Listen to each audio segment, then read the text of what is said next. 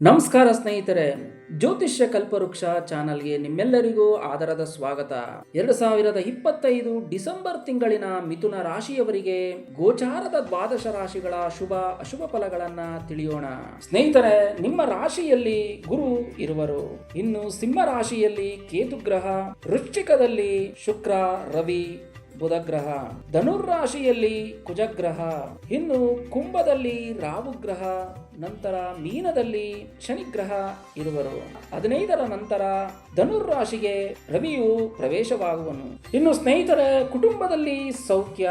ನೀವುಗಳು ಅಂದುಕೊಂಡಿದ್ದ ಎಲ್ಲಾ ರೀತಿಯ ಕೆಲಸ ಕಾರ್ಯಗಳು ಸ್ವಲ್ಪ ಮಟ್ಟಿಗೆ ನಿಧಾನವಾಗುವುದು.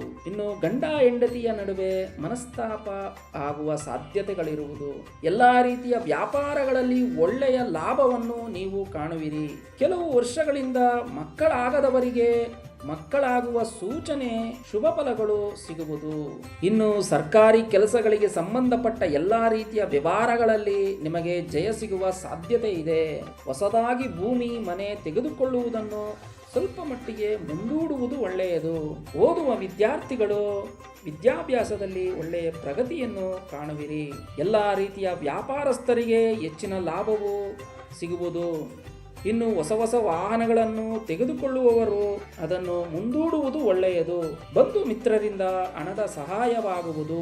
ರಿಯಲ್ ಎಸ್ಟೇಟ್ ಮಾಡುವವರಿಗೆ ಅಂದುಕೊಂಡಿದ್ದ ಕೆಲಸವು ಸ್ವಲ್ಪ ನಿಧಾನವಾಗುವುದು. ನೀವು ಮಾಡುವ ಉದ್ಯೋಗ ಸ್ಥಳಗಳಲ್ಲಿ ಸ್ವಲ್ಪ ಮಟ್ಟಿಗೆ ಮನಸ್ತಾಪ ಉಂಟಾಗುವ ಸಾಧ್ಯತೆ ಇರುವುದು. ಹೊಸದಾಗಿ ಉದ್ಯೋಗ ಹುಡುಕುವವರಿಗೆ ಸ್ವಲ್ಪ ಮಟ್ಟಿಗೆ ನಿರಾಶೆಯಾಗುವುದು.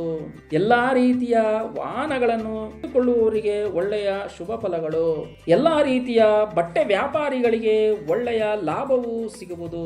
ಬೇಕರಿ, ಹೋಟೆಲ್ ವ್ಯಾಪಾರಸ್ಥರಿಗೆ ಹೆಚ್ಚಿನ ಲಾಭವು ಸಿಗುವುದು. ಇನ್ನು ಎಲ್ಲಾ ರೀತಿಯ ದಿನಸಿ ವ್ಯಾಪಾರಸ್ಥರಿಗೆ ಒಳ್ಳೆಯ ಲಾಭವು ಹೆಚ್ಚಾಗುವುದು.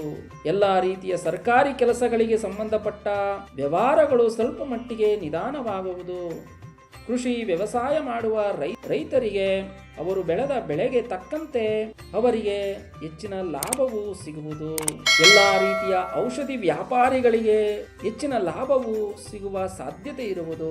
ಕಿಟಕಿ, ಬಾಗಿಲು, ಪ್ಲೇವುಡ್ ಶೀಟ್, ನಂತರ ಸೋಫಾ, ಇತರೆ ಮರಕ್ಕೆ ಸಂಬಂಧಪಟ್ಟ ಎಲ್ಲಾ ರೀತಿಯ ವ್ಯವಹಾರ ಮಾಡುವವರಿಗೆ ಹೆಚ್ಚಿನ ಲಾಭವು ಸಿಗುವ ಸಾಧ್ಯತೆ ಇರುವುದು.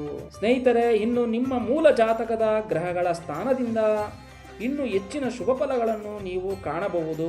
ಪರಿಹಾರ ಎಂದು ಹೇಳುವುದಾದರೆ, ನಿಮ್ಮ ಕುಲದೇವರ ಪೂಜೆ, ಆರಾಧನೆಯನ್ನು ಮಾಡಿ. ಸಾಧ್ಯವಾದರೆ ಶಿವನ ದೇವಾಲಯಕ್ಕೆ ಹೋಗುವುದು ತುಂಬಾ ಒಳ್ಳೆಯದು. ಮತ್ತೊಂದು ವಿಶೇಷವಾದ ಮಾಹಿತಿಯೊಂದಿಗೆ ಮತ್ತೆ ಭೇಟಿಯಾಗೋಣ. ಸರ್ವೇ ಜನ ಸುಖಿನೋ ಭವಂತು, ಸನ್ಮಂಗಳಾನಿ ಭವತು.